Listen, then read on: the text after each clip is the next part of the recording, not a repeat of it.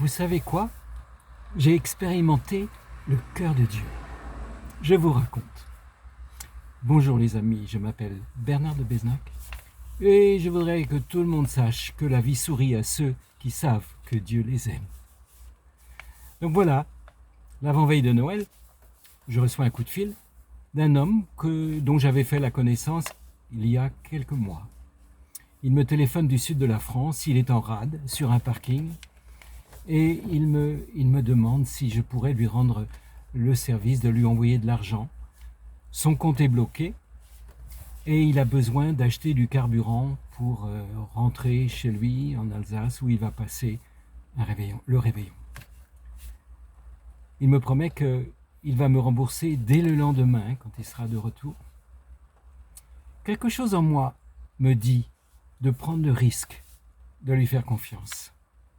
Alors, je m'attelle à la tâche qui s'avère compliquée parce que je dois finalement me rendre dans une autre ville, à sa banque, sortir du liquide, le verser sur son compte.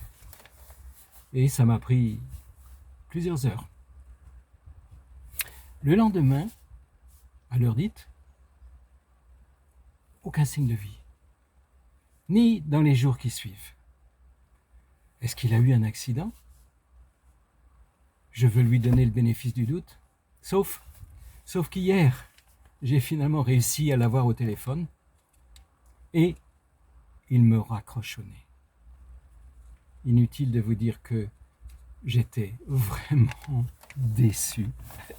J'étais déçu, mais je n'avais en moi aucune animosité. J'étais triste, mais triste pour lui. Et je lui ai envoyé ce message par SMS. Il dit « Je suis déçu, mais surtout, je suis triste. Triste pour toi, car tu vis dans le mensonge. Tu es séparé de Dieu, et si tu ne changes pas, tu resteras séparé de Dieu pour toujours. Une chose absolument terrible. Dieu t'aime.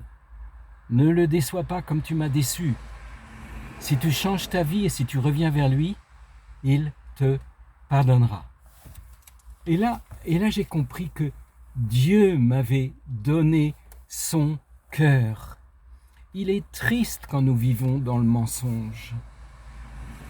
Mais il nous aime encore. Il n'y a en lui aucune animosité. Alors, c'est cela, le cœur de Dieu. Et c'est cette bonté qui nous pousse à la repentance. Romains 2, 4. Et moi, je vous dis que Dieu vous bénisse. À bientôt.